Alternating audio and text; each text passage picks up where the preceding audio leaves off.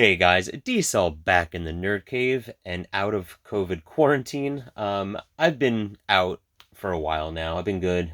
Feeling 100%. Posted a couple videos from quarantine in the Nerd Cave. But I feel, like I said, I'm feeling 100% now. Felt like just a really crappy sinus infection for a few days. Thankfully, I'm vaccinated, so maybe that was why it just wasn't so bad, or maybe not. Who knows? I don't know. It's not the point of the video. Point of the video is just to talk about what I watched while I was stuck in the nerd cave. And with all of this, you'd be surprised that I didn't watch too much of it. The worst part of it, of having it, was just being so tired. Um, just extremely tired. Like those first 2 days, the thought of having to choose like a movie from here, putting it in the player and watching it was just exhausting to me. Um, but again, not a bad place to be stuck with all these movies. I got a Laserdisc player, two VHS players, Blu-ray, Xbox, PlayStation, NES, SNES, Genesis, PS2. I got a ton in here to keep myself busy. But those first couple days, man, I couldn't even really get up. So that was the craziest part. So I did a lot of watching, a lot of YouTube. Watching a ton of YouTube, and streaming a couple things before I was able to kind of get up and actually physically put some movies in. So a ton of YouTube, some cooking stuff. Watch a lot of Matty Matheson. He's hysterical. Check him out. Some videos on Vice. Ton of Red Letter Media. Hack the Movies. Mid-Level Media. I've started watching Metal Jesus Rocks again. I haven't watched him in a really long time, so it's nice to kind of jump in and watch a ton of his videos. So just watching a ton of YouTube. Um, then also, Tommy Star and a few others. And then also streaming some movies. Finished, the last 3 or 4 episodes. I was behind on Peacemaker, so watch that. Um, Last 4 episodes of Picard. If you haven't watched the Red Letter Media videos on that, it's pretty hysterical. The Kingsman, I watched that on one of the stream on HBO Max. And then F9, which was god awful.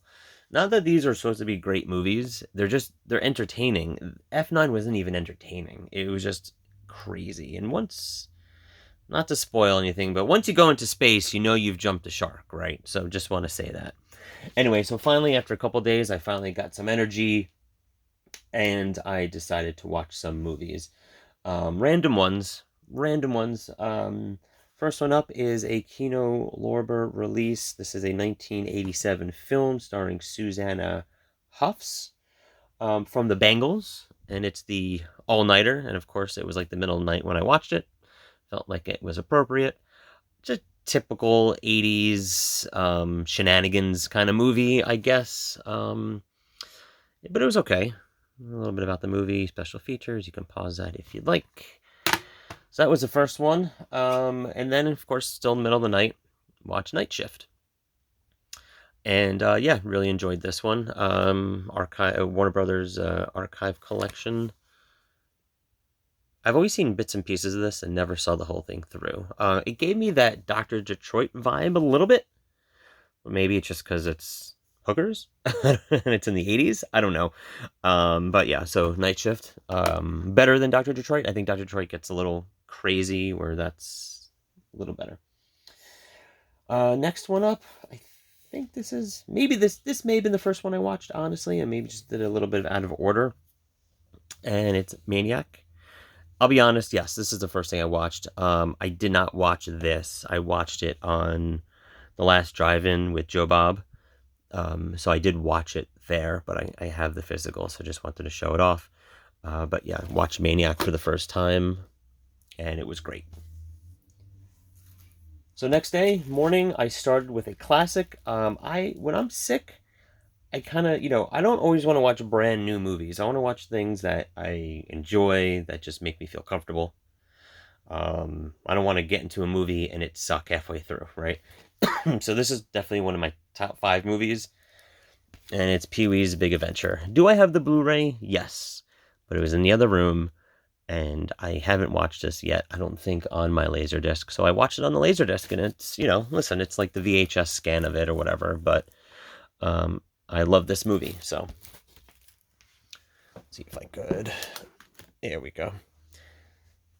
Next one up is an Arrow release, something I've been wanting to watch for a while since I got it, and it's Phantom of the Mall, Eric's Revenge, which always seemed like a sequel to me. It's not a sequel, clearly, but why not just call it Phantom of the Mall? Why do you have to say Eric's Revenge? Putting Eric's Revenge in there made me think that this was a sequel for the longest time. And it's not. But yeah, it was pretty good. Next one up is a movie I used to watch all the time as a kid. I had it on VHS, then I think I have it on DVD somewhere, and it's My Stepmother's an Alien. So I watched it on the Arrow's Blu-ray version of it, and it looks a lot better than I remember. Again, because I used to watch it as a kid all the time on a crappy VHS copy. So, weird movie. I think I really like this movie because it's one of those things where I grew up watching it. But it's just a weird movie. I don't know who kind of thought of the premise here. You have to watch it to know. There's a really cringy part. There's a lot of cringy parts to this movie with Kim Basinger, and I don't know if she ad-libbed them or not. It's just really, you'll know it if you've seen this. She randomly sings Popeye the Sailor Man. She throws out all these pop references that don't make sense, and I get it. She's an alien. She doesn't understand the culture. Her handbag, which is this alien thing, is giving her information, and she's doing it all, and it's just really, I don't know, hard to watch sometimes, but I grew up with it, so. Speaking of hard to watch, again, another one that I grew up watching on HBO all the time as a kid, a Madonna movie, and it's Who's That Girl? Yes, I know, but I got into like a little bit of an 80s kick after watching Stepmother's an Alien, so, which I think is the 80s, could be 90. Does it say? Am I missing it? No. Oh, yeah, 88. Okay. Who's That Girl? Madonna. Not a bad movie. But again, watched it a lot as a kid. It's just kind of like another kind of stupid 80s movie. Here's a description if you want to pause that. But yeah, and I did watch it on VHS. So it was the nice thing about being in here. I started watching some formats I haven't watched in a while. Next one up is a Kino release, and it's a Gene Wilder film, The Woman in Red. Charles Grodin, Gilda Radner is in it. Yeah, here's a little bit about the movie. And of course, Kelly LeBrock. I've had this for a while, never actually watched it. And yeah, it was good. I enjoyed it. Ending's weird. Funny, but weird. Next one up is Real Men, another Kino release. Love this movie. Another one that I watch all the time whenever I'm sick. I don't know. I just loved John Ritter as a kid. I grew up watching Three's Company. We'd watch Three's Company every night. Half the jokes would be over my head.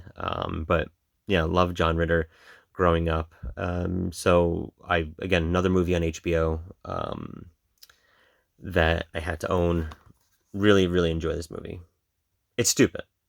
And that's the theme here. A lot of these movies are stupid, but it's just stuff as a kid. I'm sick. I want to watch stuff that I like, and that's one of them. Here's another Gene Wilder, Gilda Radner film that, again, grew up watching, and I love it. It's weird, and it's Haunted Honeymoon. Dom DeLuise, man. I love Dom DeLuise in this. I just really enjoy this movie. Again, it's what you've grown up with, even if it's terrible. I just like kind of revisiting this at least once a year if I can. Next one is a VHS, and it has Kelly LeBrock. and it's hard to kill. So you'll see a little bit of a theme here going forward. But Steven Seagal, like I was kind of staring at my little VHS wall that is over there, and Steven Seagal was staring at me. And I was like, you know what, I haven't watched it. I think this is my favorite Steven Seagal movie. And I just watched Kelly LeBrock in The Woman in Red, so I watched it, and I really enjoyed it. Something I didn't enjoy, and this is like an example, I was feeling better, I was like, let me watch something I've never watched before. This is a Vinegar Syndrome VSA release of Necromancer. The front and back. A little bit about the movie here. You can see that. You can pause it if you'd like. I think it's 1988, which is weird. It can look like 90s to me. I can't imagine this. Is this really saying 88? Yeah, 1988. It looked like I don't know. Maybe it's like a filmed on video. And it wasn't filmed on video. It didn't look like it. It looked like a cheesy early 90s movie. So I guess close enough. Awful. I fast forwarded through most of it. You know, it's Vinegar Syndrome. Vinegar Syndrome is hit or miss, right? I love collecting for Vinegar Syndrome, obviously, right? I mean, but this actually made me think, should I be more selective? I mean, it's a VSA title, and I'm trying to collect all the VSAs, which is why I have it. But, yeah, not great. Next one up is a VHS release of a really wacky movie. It's this, well, I'll just show it to you. It's called Transylvania Twist with Robert Vaughn. And it's a spoof. It's definitely a spoof movie. And anyone of a certain age, if you're younger than a certain age watching this now, you're not going to get half of it. I remember, again, you know, this is a recurring theme on this video. It's something I remember watching as a kid. There's a beginning scene with, I forget her name. She was in The Return of Swamp Thing, and she's been in a couple other, you know, B movies. He was also in Return of Swamp Thing. He has a weird name. I'll take a look in the back.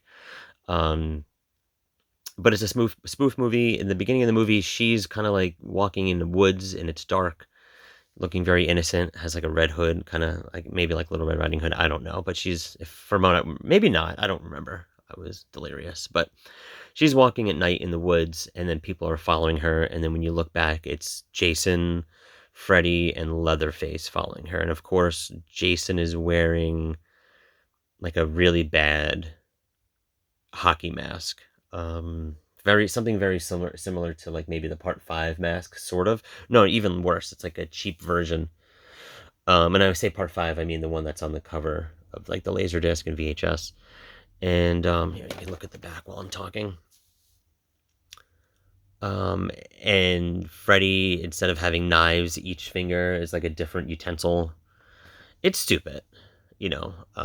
What's this guy's name? Right, so Robert Vaughn, of course, Superman 3, the best Superman movie made. Ace Mask as Victor Van Helsing. His name is Ace Mask. He's also in Return of Swamp Thing. And yeah, that is, it's just a lot. It's a spoof film, and it makes fun of like Halloween, Friday the 13th, you know, Phantasm. The guy from Phantasm's actually in it, the tall man. If I can see where he is, his name's on here. I'm totally blanking on it, but he plays like the creepy butler, and of course there's a whole scene where he throws the ball at somebody, and he's, you know, acting like the tall man.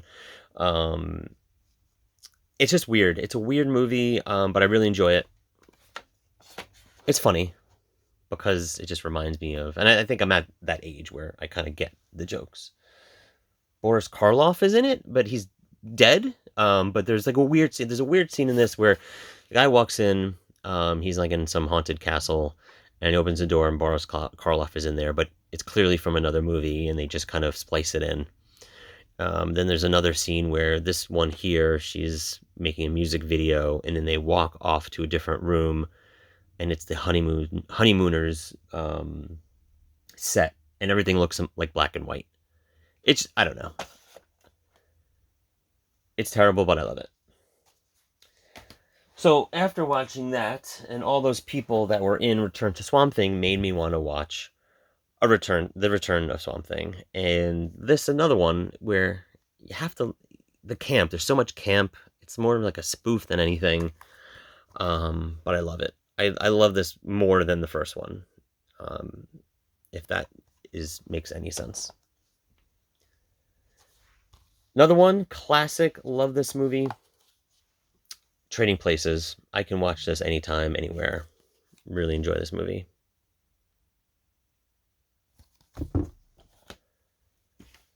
And again, now it's later at night. I'm feeling crappy.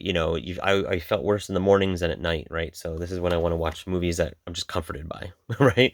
That I grew up with. Next one up, I watched Crocodile Dundee, the first one. It was a toss up between the first and second. I think they're both equally good. I think you can watch both of them back to back and watch it as a really long movie.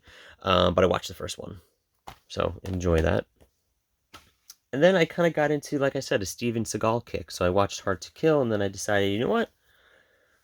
Let's watch Out for Justice. So watch this one. I enjoyed it. It's a weird one. The story. Listen. You don't watch it for the story. Steven Seagal movies in like the late 80s, early 90s are great. I don't care what you say. Next one is the Three Amigos on VHS, because I don't have it in any other format. HBO Video. Here's a little bit about the film. Love this movie. Just felt like watching something silly. Next one up, of course, back to a Steven Seagal movie. This is a 3-pack here, but I only watched one, and I watched Above the Law.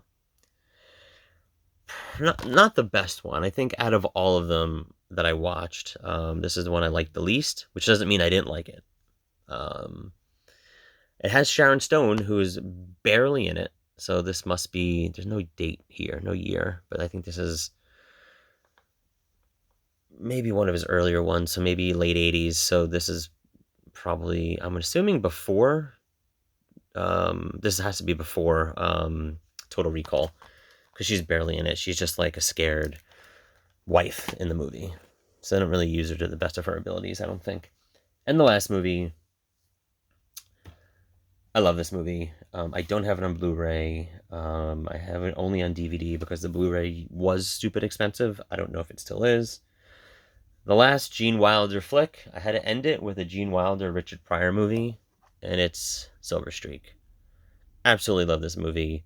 I remember trying to get it on Blu-ray, and it was like super expensive, so I just opted for the DVD, which is fine.